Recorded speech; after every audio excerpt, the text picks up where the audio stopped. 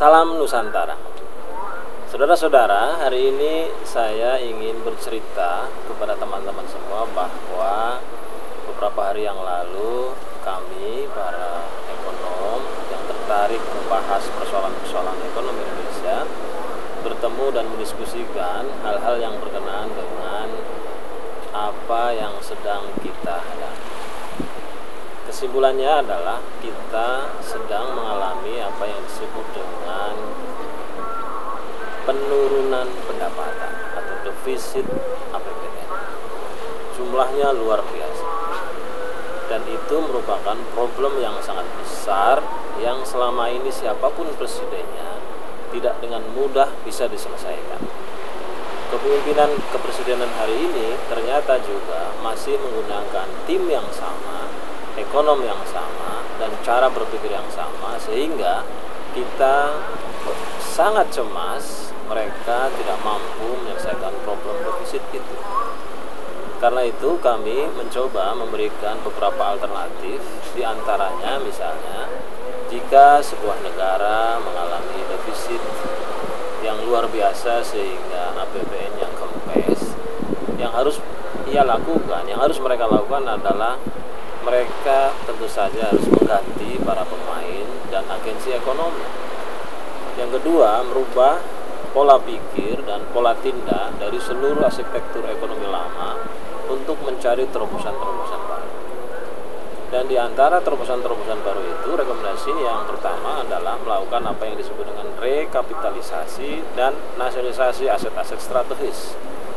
Ada begitu banyak yang kita punya, mulai dari sumber daya alam sampai dengan hasil-hasil infrastruktur yang selama ini dikuasai oleh asing dengan cara-cara tidak benar, itu harus direbut kembali. Tentu saja ini adalah perjuangan yang sangat berat dan tidak semua presiden bersedia karena nyawa adalah taruhannya. Yang kedua, rekomendasinya adalah meningkatkan pajak super progresif. Kita tahu selama ini pajak adalah instrumen untuk memeratakan pendapatan, memeratakan dan mendistribusikan kekayaan.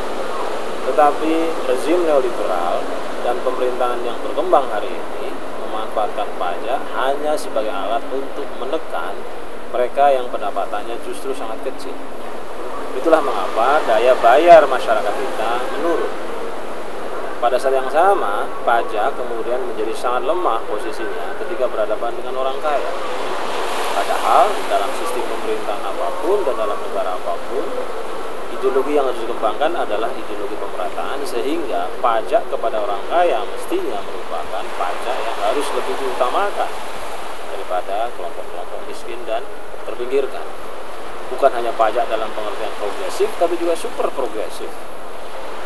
Begitu banyak orang memiliki kekayaan yang luar biasa, yang kekayaannya melebihi kekayaan-kekayaan yang jumlahnya ratusan orang. Itulah mengapa di Indonesia Gini rasio kita atau ketimpangan kita menjadi ketimpangan yang luar biasa, bahkan masuk 10 besar.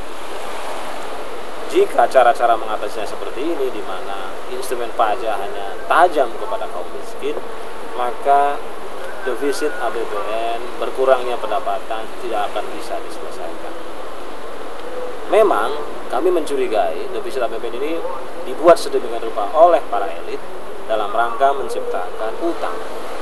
Tapi utang jika itu terus dilakukan juga akan menyebabkan kedaulatan berkurang, martabatan defisit, sehingga nilai kita sebagai sebuah negara menjadi tidak ada.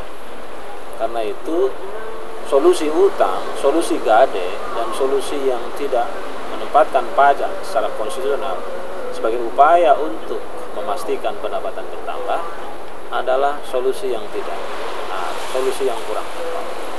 Karena itu rekomendasi kami adalah hendaknya pemerintah membuat aturan baru yang disebut dengan pajak super progresif.